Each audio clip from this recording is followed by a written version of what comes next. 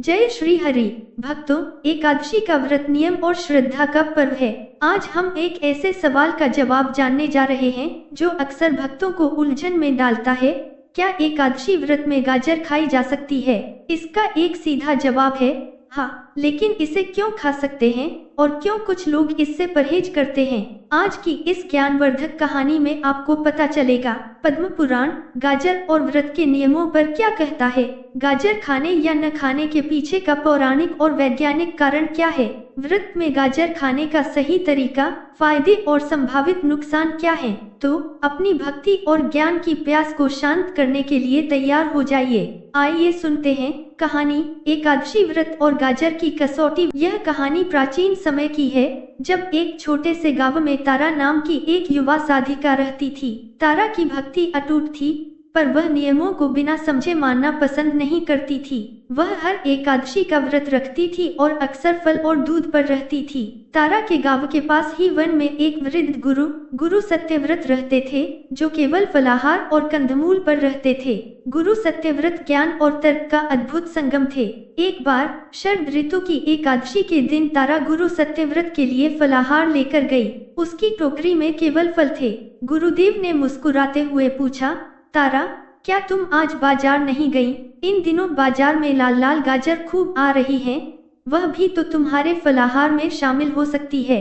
तारा ने संकोच से कहा, गुरुदेव, मैंने हमेशा सुना है कि एकादशी व्रत में जमीन के नीचे उगने वाली चीजें नहीं खानी चाहिए, क्योंकि उनमें तामसिक ऊर्जा होती है, और गाजर भी तो आलू और मूली की तरह जमीन के नीचे ही उगती है, इसलिए मैंने उससे परहेज किया। गुरु सत्यव्रत हंस दिए। उन्होंने तारा को पास बिठाया और बोले, बेटी, व्रत के नियमों को समझने के लिए तुम्हें केवल स्थान नहीं, बल्कि प्रकृति, नेचर को समझना होगा। मैं तुम्हें पद्म पुराण का एक सिद्धांत बताता हूँ। गुरु सत्यव्रत ने कहा, देखो, पद्म पुराण में मुख्य रूप से अन्न, चावल, गेहूं को वर्जित किया गया है, लेकिन कंदमूल और सब्जियों के बारे में एक सामान्य सिद्धांत है। जड़ और कंद, जो सब्जियां जड़ हैं, जैसे मूली, गाजर, उन्हें फल के समान शुद्ध माना जाता है, जबकि जो सब्जियां कंद हैं, जैसे प्याज, लहसुन और कुछ परंपराओं में आलू भी, उन्हें तामसिक माना जाता है।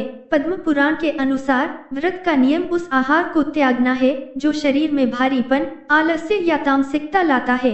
गाजर को सात्विक माना जाता है, क्योंकि यह ऊर्जा देती है, लेकिन सुस्ती नहीं लाती। गुरुदेव ने समझाया, गाजर को फलाहार की श्रेणी में रखने का कारण यह है कि यह तने का विस्तार नहीं है, बल्कि एक जड़ है जो पृथ्वी से सीधा पोषण खींचती है। हमारे पूर्वजों ने इसे फल के समान शुद्ध माना है। गुरु सत्यव्रत ने गाजर के सेवन के पीछे के कारण स्पष्ट किए। गाजर खाने के कारण फायदे। गाजर विटामिन ए का एक उत्कृष्ट स्रोत है।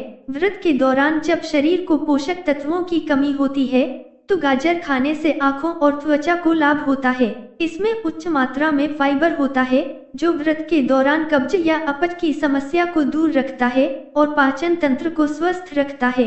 गाजर की प्राकृतिक मिठास कृत्रिम शर्करा से बचने में मदद करती है, जिससे व्रत का सात्विक उद्देश्य बना रहता है। गाजर न खाने के कारण। गाजर को न खाने का एकमात्र कारण केवल यही है कि यह जमीन के नीचे उगती है और लोग इसे आलू, जो कंद है, के समान मान लेते हैं। यह केवल एक स्थानीय या कठोर परंपरा का हिस्सा है, न कि शास्त्र का नियम। गुरु सत्यव्रत ने बताया कि अगर गाजर का सेवन करना है, तो उसे किस तरह करना चाहिए ताकि व्रत की पवित्रता बनी रहे। कच्चा और सादा। गाजर को सबसे उत्तम रूप से कच्चा ही खाना चाहिए, सलाद के रूप में। यह सबसे सात्विक और पौष्टिक तरीका है।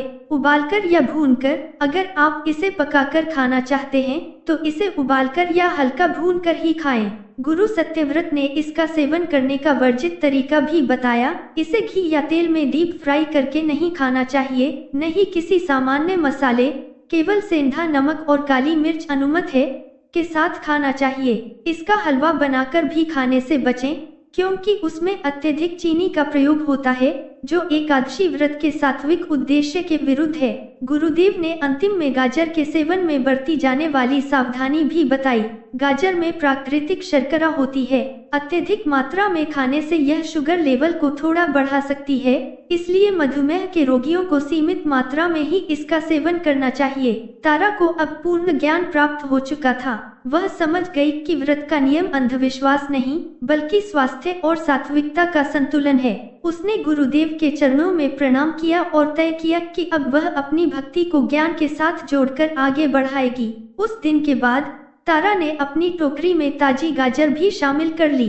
उसने गाजर को उबालकर उस पर हल्का सेंधा नमक डालकर खाया। उसे महसूस हुआ कि उसके शरीर में नई ऊर्जा आ गई है और उसका मन भगवान विष्णु के ध्यान में पहले से कहीं अधिक एकाग्र हो गया है। कहानी का सार: एकादशी व्रत में गाजर खाना पूरी तरह अनुमत है, क्योंकि इसे पद्म पुराण के अनुसार फलाहार की श्रेणी में आने वाले जड़ के रूप में देखा जाता है। यह सात्विक है और शरीर को ऊर्जा, विटामिन और फाइबर देती है, जिससे मन भक्ति में शांत और एकाग्र रहता है। इसे हमेशा सादे और शुद्ध तरीके से ही खाना चाहिए।